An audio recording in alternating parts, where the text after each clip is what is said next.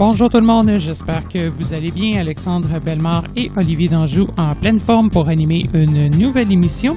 Cette semaine, on est avec vous pour faire une rétrospective de la dernière keynote de Apple ayant eu lieu le 12 septembre 2018. Généralement, la keynote de septembre est là pour présenter de nouveaux produits et cette année ne fait pas exception. On regarde avec vous les nouveautés relativement à l'Apple Watch et les nouveaux iPhone 10S, 10S Max et 10R. Donc, on regarde tout ça avec vous et surtout en lien avec les nouveautés qui touchent directement ou indirectement l'accessibilité. De plus, prenez note qu'en début d'émission, je vous informe d'une problématique tout récente avec NVIDIA. Donc, peut-être attendre avant d'effectuer la prochaine mise à jour d'NVIDIA. Bonne écoute! Avant de diffuser le contenu principal du podcast, je tiens à effectuer une note importante relativement à une mise à jour qui a eu lieu aujourd'hui, donc mardi le 18 septembre 2018, relativement à NVIDIA 2018.3.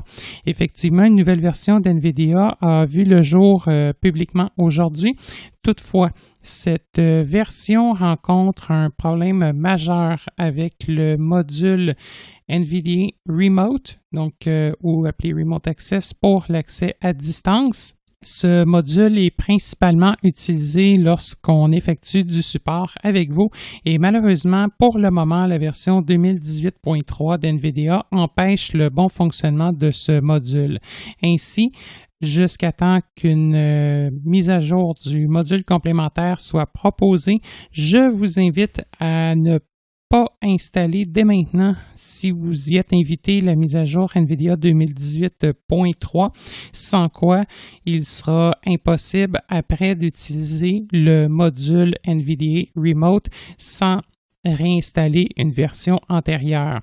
Donc, c'est un problème qui est assez important, qui est assez majeur. Ainsi, je suggère que si vous avez surtout besoin de communiquer avec le support technique chez Canadialogue pour résoudre un problème, si vous êtes un utilisateur de lecteur d'écran, bref, on ne sait jamais. Je vous invite peut-être pour éviter des problèmes à demeurer avec la version 2018.2.1 pour le moment et ce, surtout si vous pensez avoir besoin d'utiliser le module Remote tant pour contrôler une machine distante que pour recevoir de l'aide ou, dans le fond, que quelqu'un puisse prendre le contrôle de votre ordinateur. Ceci étant dit, de retour à notre programmation régulière. Bonjour tout le monde, Olivier Danjou qui est avec vous aujourd'hui. Je suis avec Alex. Salut Alex. Salut Olivier, j'espère que ça va bien. Oui, beaucoup de travail, mais ça va. La session, les examens. Oui. Mais non, pas encore les examens. Les examens, c'est dans 3 semaines environ. Ouais, mais ça sent bien. Quand même de préparation à faire. Ça fait, comme on dit, ça fait partie de la game. Ouais, donc je suis beaucoup moins actif sur Canadialogue, mais ça va revenir un jour. Donc, aujourd'hui, on va parler de la keynote d'Apple qui a eu lieu donc le 12 septembre. Oui, exactement ça, oui. Et donc, toi, tu l'as écouté? Oui, je l'ai suivi effectivement au complet. Je l'ai pas écouté par contre 2 fois, mais je l'ai quand même écouté une fois. J'ai pu prendre des notes. Puis c'est ça, dans le fond, on va regarder ça tranquillement. Il n'y a pas eu beaucoup de choses, hein, franchement, de révolutionnaire cette année.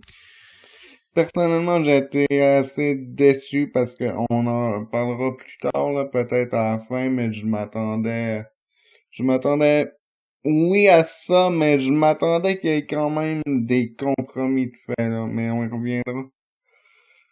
Donc, avant qu'on commence à parler niveau matériel, parce qu'ils ont annoncé des nouveaux produits, je propose qu'on parle de la sortie des nouveaux systèmes, donc des nouveaux systèmes d'exploitation, étant iOS, WatchOS, macOS et tvOS. Exactement.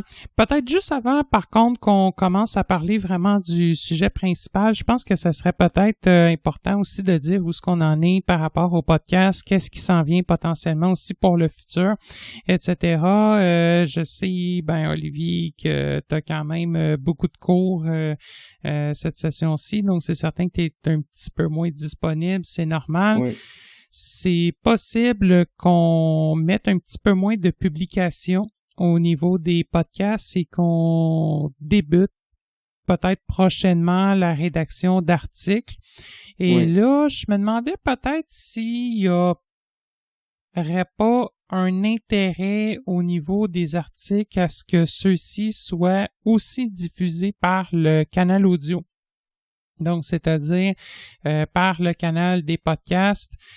Par exemple, si Olivier t'écrit un article, il n'y a rien qui pourrait nous empêcher, en fait, de prendre l'article et de le convertir soit en son à l'aide d'une voix humaine, par exemple, je pourrais m'asseoir, lire l'article, ou encore, on pourrait toujours le mettre en format TTS.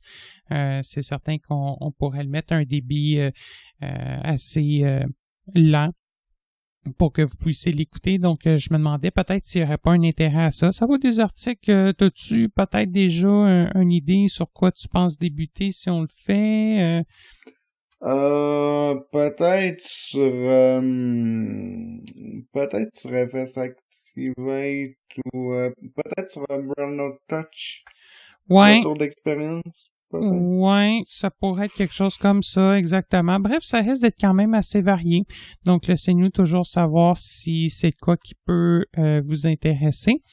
Et à ce moment-là, on pourra regarder ça. Et également, s'il y a des sujets que vous aimeriez davantage voir sous forme de podcast plutôt que sous forme d'article, c'est sûr qu'on reste toujours d'en faire, mais peut-être moins sur une base régulière. Bref, faites-nous toujours signe sur les sujets que vous voudriez voir sous forme de podcast versus sous forme d'article. Vous allez trouver nos coordonnées complètes à la fin de l'émission et évidemment toujours dans la section « Contactez-nous » sur notre site web. Donc, Olivier, on te souhaite une bonne session et on espère pouvoir te revoir pas trop, comme on dit, la langue à terre au retour. Ah, ça risque d'être ça parce que, bref, on va survivre. Un jour à la fois. Donc, ils ont commencé, en fait, pendant l'été, je me suis amusé et j'ai installé iOS 12 Beta. Je le roule en ce moment, c'est la version Golden Master qui est installée, donc la version finale qui sort toujours une semaine avant. Et ça fonctionne très très bien. Sinon, tvOS est installé aussi sur mon Apple TV. Il y a juste WatchOS 5 que j'ai pas. Et les systèmes vont être disponibles, donc iOS, tvOS et WatchOS vont être disponibles lundi, donc le 17 septembre. Et macOS Mojave va être disponible le 24 septembre. Donc, ça s'en vient assez rapidement, effectivement. Donc, c'est certain que quand des nouveaux systèmes sortent, il faut quand même pas oublier d'être quand même assez vigilant lors de l'installation, à regarder si tout va bien, s'il y a des utilisateurs qui se sont plaints de certains problèmes, etc. Donc, c'est certain que c'est important de prendre tout ça en compte, mais oui, les systèmes seront disponibles bientôt. Toutefois, il faut quand même pas oublier quelque chose, c'est que pour le moment, c'est des versions qui sont quand même assez stables comparativement aux années passées où on retrouvait quand même beaucoup de problématiques du côté d'accessibilité. De l'accessibilité, il faut pas oublier que la version 12 de iOS, c'est davantage, disons, une version patch, donc résolution de bugs et stabilité avant tout. Juste deux choses que j'aimerais préciser. D'abord, avant de faire une mise à jour majeure comme ça, c'est important de faire une sauvegarde de notre appareil. Donc faites minimalement de sauvegarde iCloud. Si Évidemment. vous pouvez, faites-en une sur votre ordinateur aussi avec iTunes. La deuxième chose que j'aimerais préciser, c'est que lors de l'installation, lors de la première reconfiguration du système, vous allez avoir une fenêtre où ça va vous dire iOS se met à jour automatiquement. Donc, on en avait parlé, je pense, des mises à jour automatiques du système. Si vous cliquez sur l'option continuer, ça va activer l'option par défaut, donc de mise à jour automatique. Si vous voulez que l'option ne soit pas activée, il faut cliquer sur l'option mise à jour manuelle. Oui, c'est certain effectivement que c'est toujours une bonne idée de décocher cette option-là, sachant que autrement, certains utilisateurs pourraient avoir certaines surprises dans le cas où une version peu accessible est lancée. Donc, Apple ont commencé leur événement en parlant de l'Apple Watch. Je pense qu'ils ont annoncé l'Apple Watch série 4. Effectivement, donc l'Apple Watch série 4 qui change de forme, l'Apple Watch série 4 qui abandonne la forme carrée pour avoir une forme qui ressemble davantage à celle d'une montre plus conventionnelle. C'est toutefois possible d'utiliser les anciens bracelets, donc les anciens bracelets seront compatibles. Il n'y aura pas de problème de ce côté-là. Donc, oui, nouvelle Apple Watch, également moins volumineuse, donc moins épais qu'auparavant. Ça va quand même bien se prendre. C'est certain que c'est davantage du côté design. Également, pour ce qui est de, si on peut comparer ça à l'écran d'accueil, mais les cadrans, donc on va avoir des nouvelles complications disponibles, entre autres pour le cadran modulaire. Qu'est-ce qu'on a également? C'est la couronne digitale qui a été quelque peu modifiée également. On a une couronne digitale avec un retour haptique qui est maintenant disponible. Donc, lorsque la couronne digitale tourne, on pourra avoir des retours haptiques disponibles sous le doigt. L'autre, en fait, les deux autres points assez intéressants du côté de la santé, c'est un détecteur. Juste avant, Alex, vas-y. Pour la couronne digitale, c'est un peu... D'après ce que j'ai compris, là, c'est un peu comme le bouton d'accueil avec l'iPhone 7 et l'iPhone 8.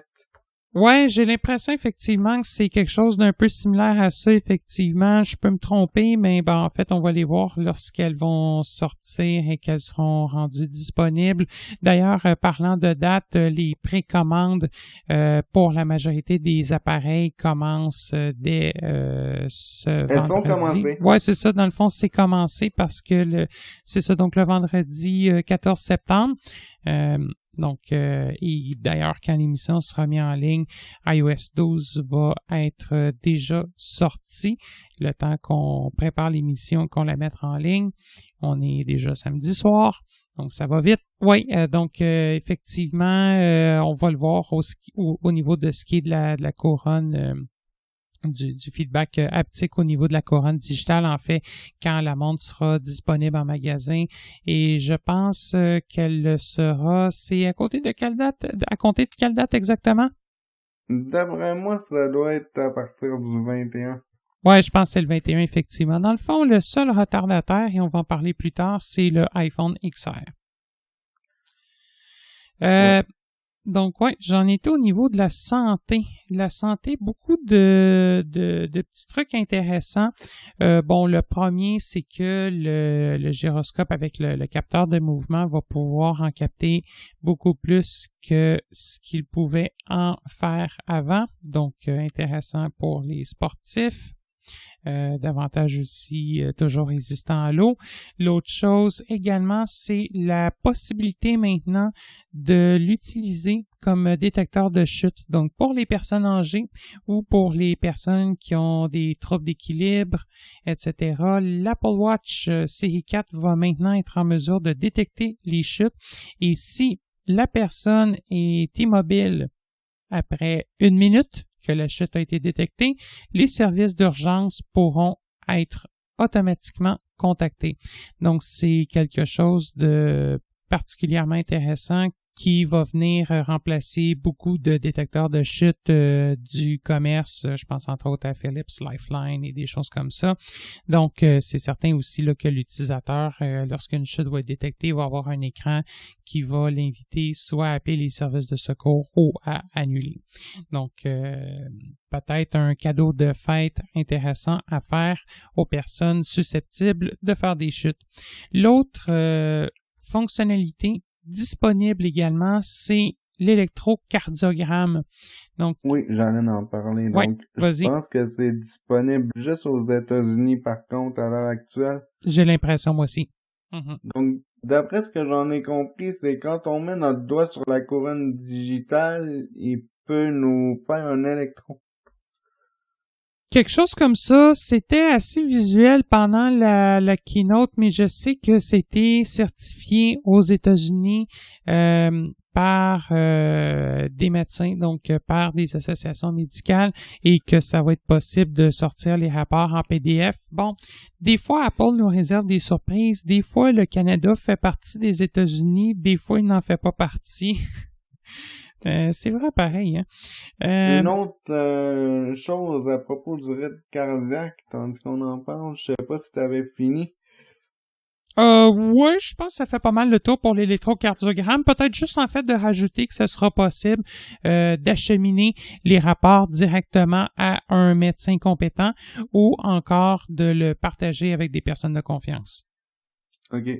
Moi, je voulais juste rajouter, ça, je sais pas si c'est exclusif à la série 4 ou si les autres séries vont pouvoir en bénéficier. Lorsque le rythme cardiaque va devenir trop bas, l'Apple Watch va pouvoir nous alerter. Elle peut déjà le faire, comme on peut déjà la programmer pour qu'elle nous alerte quand le rythme cardiaque est trop élevé. Et là, elle va pouvoir le faire quand le rythme cardiaque va être trop bas. Effectivement. Et j'espère vraiment que ça sera pas limité à la série 4, même si j'ai des doutes. Moi aussi, effectivement, j'ai des doutes, mais j'ai pour l'instant, effectivement, l'impression que ça va être limité exclusivement à la série 4 pour le moment. Ouais, effectivement, j'ai l'impression que ça va être quand même assez utile dans certains cas. Non, effectivement. Surtout peut-être même en dormant pour quelqu'un Oui. de difficulté à respirer ou autre, effectivement, c'est... Et également, faut pas oublier que depuis des années, la montre également permet de détecter des irrégularités au niveau cardiaque. Donc, toutes des fonctionnalités intéressantes pour des utilisateurs qui en ont besoin. Donc, aussi, l'écran, les tailles d'écran ont été agrandies. Donc, c'est plus du 38 et du 42 mm qu'on a. C'est maintenant du 40 et du 44. Donc, les applications vont pouvoir tirer parti d'un plus grand écran. Le système a été réoptimisé pour ça. Il y a des haut-parleurs qui sont 50% plus forts. En fait, un haut-parleur, je pense, Alex. Oui, toujours effectivement un haut-parleur. Déjà qu'il avait amélioré sur la série 3, là, sur la. C'est ça, ouais, il l'avait quand même pas mal amélioré, hein. Fait que là, ils sont censés l'améliorer encore davantage. Sinon, processeur 64 bits, je me demande si ça veut dire voix HQ pour VoiceOver, peut-être? Aucune information là-dessus, mais peut-être effectivement, bien que sur l'Apple Watch, pour l'instant, je peux pas dire que c'est quelque chose qui me dérange réellement que la voix soit HQ ou non, là. Pas comme sur l'Apple TV quand elle aurait les capacités, bref. Ouais, ça, effectivement, c'est un fait. Ça pourrait être mis, mais franchement, je peux même pas dire qu'en tant qu'utilisateur, ça me dérange.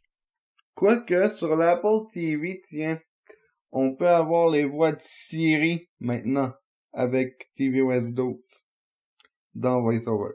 Ça s'en vient, effectivement. Donc, nouveauté intéressante qui est apparue au cours des bêtas cet été. Pour en revenir à l'Apple Watch, la série 3 est toujours en vente. Oui, la série 3, effectivement, va continuer, tout comme parlant de qu'est-ce qui est toujours en vente. Les iPhone 7, 8 sont toujours en vente. Par contre, les Plus iPhones... aussi. Oui, plus évidemment. 7, 7 Plus, 8, 8 Plus. Le X ou 10, dans le fond, lui sera discontinué, remplacé par les nouveaux modèles, de même que les iPhone SE, 6S, 6S Plus. Ah non, eux autres sont discontinués. Je pensais que tu disais qu'ils sont encore en vente. Non, c'est ça. Eux autres sont discontinués. SE, 6S, 6S Plus sont discontinués de la vente. Toutefois, évidemment, le support va continuer pour les utilisateurs qui ont toujours une garantie. Donc, l'Apple Watch, ça a pris combien de temps dans le keynote environ? Combien de temps ça a pris? La keynote a duré 2 heures environ. Je dirais quand même une bonne demi-heure, 40 minutes, peut-être. Honnêtement, j'ai pas calculé. On vient de résumer ça en 7-8 minutes. Oui, environ, effectivement. Mais beaucoup de vidéos, de visuels, un petit peu plus que 7-8 minutes, mais quand même beaucoup plus de vidéos, de visuels. Mais c'est énormément de tape à l'œil. Hein. En gros, c'est ça. Bref, dans ma situation, j'ai pas nécessairement besoin du détecteur de chute. Je pense que personnellement, on va rester avec une CI3 pour le moment. De mon côté, ça serait peut-être pratique. Cependant, ma série 3 est neuve, pis ils ont augmenté les prix, hein. Fait que non, la série 3 est bien correcte. Même si je serais tenté, ça fonctionne bien, pis faut pas être toujours succomber à ces tentations non plus. Hey, j'admets qu'au prix que sont les cossins, succomber à la tentation égale faire faillite en 2 semaines. Comment faire faillite en 2 semaines de façon facile et simple en 3 étapes? C'est vrai pareil, là, on en est rendu là. Oui. Ouais, c'est ça. Bon, si on parlait des iPhones un petit peu. Avant qu'on parle des iPhones, peut-être que je pourrais dire ce que je m'attendais qu'il se passe. Oui, certainement. Que j'aurais aimé qu'il se passe. En fait, on sait tous que l'année passée, ça a été l'introduction de l'iPhone 10 avec Face ID et que Touch ID est parti. On en avait parlé, on a fait un podcast là-dessus. Si vous ne l'avez pas écouté, si ça vous intéresse. Comparatif iPhone 8 versus iPhone 10, Touch ID versus Face ID. Temps des fêtes 2017. Eh oui. En direct de ma maison. Exact. Ça fait un bout. Ouais, c'était le fun. Ce que j'espérais de la part d'Apple, c'est que, bon, c'était clair qu'il allait sortir de quoi avec Face ID et que ça allait être Face ID en grande majorité. Mais ce que j'espérais, je m'attendais pas à un retour du bouton principal, mais j'espérais au moins qu'il propose un téléphone genre 5 pouces ou quelque chose comme ça, et avec un lecteur d'empreintes digitales, qu'on aurait pu utiliser soit ça ou Face ID. Parce que j'ai pas été capable d'utiliser Face ID sur... ça a juste pas marché. En fait, Touch ID, c'est bye-bye. Oui, c'est terminé. Effectivement, c'est terminé. Touch ID is out définitivement. Donc, non, c'est...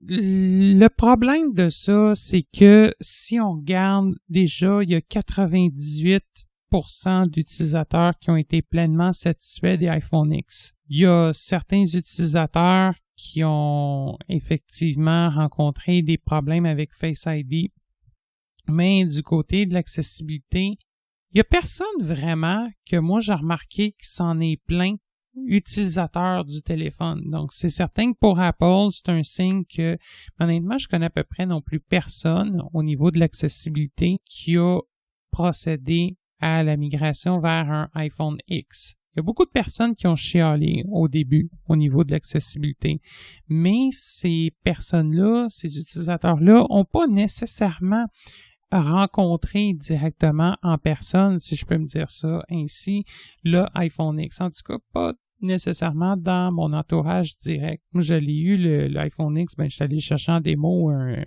2 semaines, histoire de le tester. Je peux pas dire que Face ID m'a dérangé personnellement. Ce qui m'a davantage dérangé, c'est le niveau de rapidité avec lequel on peut avoir accès au bouton principal ou, par exemple, au sélecteur d'application, au centre de notification, au centre de contrôle. C'est un petit peu plus ça qui m'a dérangé, mais honnêtement, je vais m'y faire. C'est juste dommage parce que la clientèle à qui ça va affecté, c'est vraiment pas beaucoup de clientèle, puis malheureusement, c'est encore la clientèle minoritaire qui, encore une fois de plus, écope des nouveautés, des nouvelles fonctionnalités, etc. J'ai hâte de voir à long terme comment les utilisateurs moyens vont prendre la chose, quoique d'après moi, on va en avoir encore au prix où sont les nouveaux iPhones. On va en avoir encore probablement pour potentiellement un bon 2 ans, voire potentiellement un 3 ans avant qu'on vraiment en entende parler. Et que là, il y a du monde qui vont se plaindre, mais c'est certain qu'Apple ne reviendront pas en arrière là-dessus. Je serais très, très étonné. Sur Android, il faut quand même pas oublier, par exemple, que c'est déjà quelque chose qui existe. Des téléphones qui supportent le Face ID, pas du tout de la même façon que ce qu'Apple le supporte, mais qui offrent également Touch ID. Je pense entre autres au Pixel qui offre déjà ces fonctionnalités-là. Donc non, effectivement, pas de Touch ID sur les 3 modèles de téléphone. Si on commençait peut-être par... t'avais-tu de quoi rajouter ou on y va peut-être avec un des premiers modèles, un des plus petits? Ouais, le plus petit, en fait, c'est de la taille de l'iPhone 10. Je dirais plus l'iPhone X parce que c'est XS, 6S, on finirait par se mélanger. Donc, Ouais. l'iPhone 10S, 5,8 pouces, je trouve ça énorme. Juste énorme comme taille d'écran. Et c'est le plus petit. Oui, effectivement, c'est le plus petit des nouvelles gammes et c'est d'ores et déjà plus gros que les iPhone 6 Plus, 6S Plus, 7 Plus, 8 Plus. Bref, c'est parce que ce qu'il faut pas aussi oublier, c'est de la façon que le rectangle est fait. Moi, j'ai l'impression que ça risque quand même de bien se prendre en main. C'est certain que si on parle du iPhone 10S Max, ça risque d'être quand même toute une grande palette, là. Mais ouais, effectivement, donc un écran quand même relativement grand. Et on parle d'un écran de 5,8 pouces, donc c'est certain que c'est grand, mais c'est ce que les utilisateurs voyants veulent et on parle d'un écran OLED. Du côté du processeur, on parle d'un processeur Exacer avec un Bionic Chip A12. Donc, ça ressemble, c'est plus performant que l'iPhone 10 qui avait été lancé l'année passée. Oui, donc c'est un A12 Bionic et dans l'iPhone 10, c'est un A11 Bionic. Exact. Sinon, meilleur haut-parleur, encore plus fort, la caméra a été améliorée aussi, Face ID 2e génération, si on peut l'appeler comme ça. Autre point, IP68. Exact. Au lieu de IP67. Oui, pour les haut-parleurs, by the way, il s'agit de haut-parleurs toujours stéréo, bien entendu. La caméra, juste pour qu'on en parle un petit peu, de même que le processeur. Au niveau de la caméra, on a eu, je pense, pour un bon 10 minutes, 15 minutes facile, juste à parler de la caméra et le processeur. Les démonstrations orientées sur le processeur ont été absolument basé ou presque entièrement sur les jeux vidéo all the way. All the way. Okay. Ouais, non, beaucoup de... une grosse démo de jeux vidéo dans tous les sens possibles et impossibles, des combats et toutes sortes de patentes comme ça. Très, très visuel. Donc, on a parlé pour la meilleure caméra pour le Face ID. Également, des microphones stéréo également qui vont être disponibles pour l'enregistrement. Oui. Qu'est-ce qu'on a également? La double carte SIM qui va maintenant être disponible. Donc, ça, si vous habitez en Chine, vous avez un tiroir qui permet un emplacement pour 2 cartes SIM physiques. Mais ça, c'est exclusif à la Chine. Juste pour la Chine, exactement. Pour les autres pays du monde, j'ai pas trop compris l'histoire de eSIM. Ben, en fait, c'est quoi, admettons, la eSIM, là, SIM physique. Oui, c'est ça. La carte SIM physique, en fait, le principe de la eSIM, là, c'est quoi? C'est le même principe qu'on retrouve avec l'Apple Watch série 3 cellulaire. C'est le même genre de principe. Dans le fond, c'est un code d'une activation numérique effectuée par l'opérateur. Et je sais que les opérateurs au Canada, il n'y en a pas beaucoup qui supportent ça pour l'instant. Bell, TELUS, et tantôt, quand j'ai appelé chez Rogers, j'ai eu l'impression que maintenant, ils vont commencer à le supporter. Ça reste à vérifier. Mais d'après moi, ce qui risque d'arriver avec ça, c'est qu'on va, première des choses, éliminer la SIM éventuellement dans les prochaines années. D'après moi, Apple va réussir à éliminer la SIM. Et deuxièmement, moi, ce qui me fait assez peur avec les eSIM, c'est que notre opérateur ne nous permettra plus de la changer aussi librement de téléphone et on va recommencer avec les appareils verrouillés. Moi, j'ai l'impression qu'on va recommencer vers ça. Je pense. Ouais, parce que d'après moi, là, il y en a qui vont s'en donner à cœur joie parce que c'est pas une SIM normale. OK. On a oublié de dire aussi que l'Apple Watch Série 4, parce que tu parlais d'Apple Watch, ça m'a fait penser, va être disponible comme la série 3, donc un format GPS seulement, un format GPS plus cellulaire. Effectivement, oui, comme pas de changement de ce côté-là. Qu'est-ce qu'on a également du côté de ça? Bon, on a 4 GB de RAM, je crois. Ouais. Veux-tu que j'aille voir les prix pour les donner en live? On peut bien faire ça, effectivement, pas de problème. Pour 64 GB iPhone 10S, 1379, donc on peut l'arrondir à 1380. Donc pour le 256 GB, 1589 $.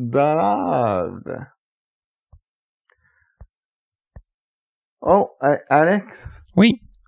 Je suis sur l'Apple Store en ce moment et je viens de voir que il y a un iPhone 10S 512 GB aussi. Oh, OK. Bon, c'est bon, effectivement, à savoir, j'avais en tête qu'il l'avait sorti seulement pour le 10S Max, donc un 512 pour le 10S également.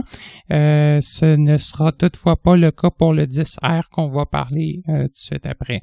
Donc, le prix pour le 512 XS. Donc, 1859 $. Quand même, hein? Sinon, on va aller voir le iPhone 10 Max. 6,5 pouces d'écran. Exact, oui. OLED toujours. Et donc, en gros, c'est pas mal les mêmes spécifications, mis à part que l'écran est beaucoup plus gros. Et une meilleure batterie, évidemment. Donc, les prix. Roulement de tambour. Donc, c'est à partir pour un 64 GB. Vous l'aurez pour la modique somme très abordable, ironique évidemment, de 1519 $. Si vous le voulez en 256 GB, 1729 $. Et finalement, 512 GB. Et si vous le voulez en 512 GB, vous n'aurez qu'à débourser que 1999 $. Wow! Unbelievable! Non, c'est certain que ça reste quand même très, très cher. J'ai honnêtement hâte de voir combien l'opérateur va nous charger avec contrat. Donc, en gros, là, il nous reste un petit dernier à discuter. L'iPhone 10R ou XR, appelez-le comme vous le voulez. Et encore là, je vous avertis tout de suite, continuez de mesurer votre rythme cardiaque à l'aide de votre Apple Watch série 3 pour le moment, sachant qu'il n'y a rien en bas de 1000$. Donc, je vais vous donner les prix pour l'iPhone XR. Donc, 64 GB, 1029$. 128, 1099.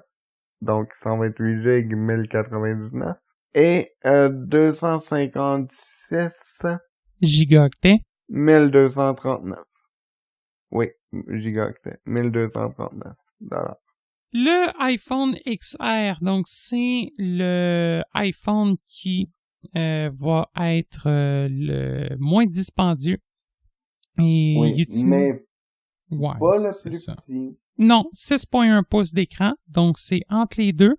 Mais et c'est un écran LCD. Ce que par contre j'ai plus ou moins compris, c'est que il parlait d'une dimension entre l'iPhone ordinaire, donc 6, 7, 8 et le plus, donc 6, 6, 7, 8 ou donc entre ceux-là ou 6 plus, 6S plus, 7 plus, 8 plus. Mais je trouve ça un petit peu étrange, sachant que ces deux modèles-là ont une diagonale d'écran beaucoup moins grande. Donc, j'ai vraiment comme l'impression que c'est au niveau de la forme du rectangle, autrement dit, que ça va impacter. Et sur ce modèle-là, évidemment, on n'a pas la double carte SIM. On garde par contre toujours le même processeur. Le même processeur, voilà. Merci. On n'a pas de microphone stéréo non plus. Effectivement. Plus de 3D Touch. Non, effectivement. D'ailleurs, je vais aller voir sur iOS 12 si 3D Touch est disparu. D'après moi, il va être encore là, sachant qu'il y a des appareils qui le supportent. Ce que je ne sais pas, par contre, c'est s'il sera également retiré des téléphones 10S et 10S Max. Je ne le sais pas de ce côté-là. Pas d'après ce que j'ai vu dans les vidéos sur YouTube. Moi non plus. Mais, bref, j'ai l'impression que c'était pas non plus quelque chose qui était tant utilisé par les utilisateurs non plus. Par contre, même si 3D Touch serait retiré, on parle d'une autre forme de retour haptique lorsqu'on appuierait. J'ai l'impression que ça va genre être une espèce de 3D Touch, mais à un seul niveau, quelque chose comme ça. Ça reste à tester en boutique lorsque ce sera disponible. Si évidemment on le peut, sachant que pour votre information, ceux qui souhaiteraient vous acheter une Apple Watch, j'ai été assez étonné et surpris quand j'ai magasiné les séries 3. C'est impossible sur les appareils démonstrateurs maintenant d'activer VoiceOver en boutique sur les montres. Donc, j'ai l'impression que ça va être pareil pour la série 4, bien évidemment. Et je trouve ça quand même assez décevant que l'accessibilité soit bridée de telle sorte sur les appareils démo, d'autant plus que pour nous, c'est primordial et que ça nous empêche complètement de tester le produit avant de l'acheter. J'ai vérifié 3D Touch est encore présent sur iOS 12, sur l'iPhone 8 et sur les autres modèles qui le supportent probablement. Oui, ça m'inquiète pas. Moi, ce qui m'inquiète davantage, c'est au niveau du iPhone XS Max, donc les deux nouveaux. Le XR, ça c'est certain qui est parti de son côté. En gros, c'est pas... Le iPhone XR est IP67 et non IP68. Oui, c'est vrai. Alors que les deux autres, les S et Max, en fait S et S Max plutôt, sont IP68, alors que le R, donc le XR, sera uniquement IP67. Oui. J'ai hâte d'avoir par contre, vu qu'ils ont mis IP68, les S et S Max, si ça va maintenant être couvert par la garantie s'il y a un dommage causé par l'eau, sachant que c'est pas le cas. C'est le cas pour la Watch, mais ce n'est pas le cas pour les iPhones à l'heure actuelle. Sinon, en moyenne, les batteries, on parlait d'environ 1h30 sur les de plus qu'aujourd'hui sur les XS Max, 10S Max, comparativement, par exemple, au iPhone À l'iPhone X. 10. Oui, c'est ça, exactement. Sinon, pour les autres modèles, entre quoi? On parlait entre à Je crois peu que près c'était 30 minutes, c'est ça, à pour le 1h30. XS. Et je me rappelle plus pour le XR, c'était combien par rapport au 8 Plus. Je sais pas exactement, mais en tout cas, calculer une batterie davantage performante entre 30 minutes et 1h30 selon le modèle. Ah oui, point important. Oui, vas-y. Parlant de batterie. Donc, recharge rapide améliorée. Par contre, dans la boîte, on a toujours l'adaptateur 5 watts de fourni. Aussi avec un câble USB vers Lightning et non USB-C vers Lightning. Le convertisseur Lightning à 3.5 mm est parti, donc il est toujours en vente en Apple Store, mais il est plus dans la boîte. Ouais, j'ai pas par contre eu de preuve de ça en écoutant la keynote, mais c'est effectivement possible que ce soit le cas, sachant que surtout Apple veulent faire disparaître de plus en plus les fameux écouteurs 3.5 mm. C'est... Disons qu'honnêtement, depuis que j'ai mon iPhone 8, je pense que franchement, j'ai sorti la pin 2 fois. Honnêtement, à peu près. Gros max. Les écouteurs Lightning, soit dit en passant, sont encore dans leur boîte. Je les ai même pas déballés. Je l'ai acheté en novembre l'année passée. Franchement, je les ai même pas sortis 2 secondes. Donc, toujours. non, moi honnêtement, le fil, ça suffit. Honnêtement, je veux même plus de fil. Sinon, ben, ça fait pas mal ça, hein, du côté des nouveaux devices. Rien de présenté. Ouais. Au niveau des iPads, au niveau des Mac, au niveau des recherches sans fil, etc. Non, absolument rien. Ouais, by the way, évidemment, les nouveaux iPhones sont toujours compatibles avec les chargeurs sans fil. Ça, c'est même pas une question. Mais évidemment, non, fournis avec un chargeur sans fil, la vie serait trop belle, hein, sinon. Également, petite parenthèse, les HomePod seront disponibles en français canadien dès la prochaine mise à jour et Siri pourra permettre de faire des appels, donc les haut-parleurs connectés. Si vous êtes prêt à débourser la modique somme de 500$, allez-y. Franchement, je trouve ça quand même un petit peu dispendieux, surtout que j'ai eu un Google Home Mini et un Alexa, donc un Echo Dot, un Amazon Alexa pour la modique somme, les deux ensemble. Je les ai eu les deux en spécial, la modique somme de 80$. Et franchement, ça fait très bien le travail. Pour ce qui est d'Amazon Alexa, il faut parler en anglais. Mais bon, c'est supporté en français, sauf qu'honnêtement, ça donne des résultats assez épiques en français. Ça donne pas grand-chose. Bref. Donc, c'est pas mal ça. La mise à jour pour les HomePod, ça semble être prévu également pour le 17 septembre. D'autres choses à signaler pour le keynote? Non. Non, hein? À part que je pense que je vais toffer mon iPhone 8 jusqu'à temps qu'il meure. Ouais, ben, je vais peut-être changer.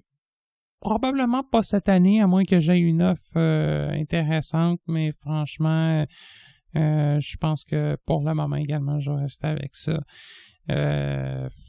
Honnêtement, ça devient franchement de plus en plus ridicule, de plus en plus basé sur la vision.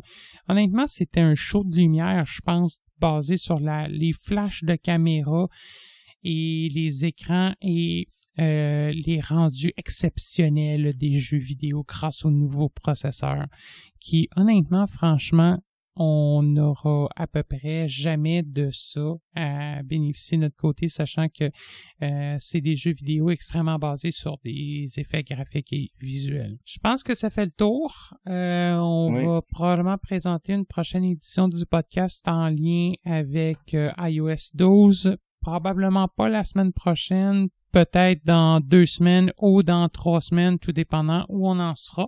Donc, ouais, c'est ça.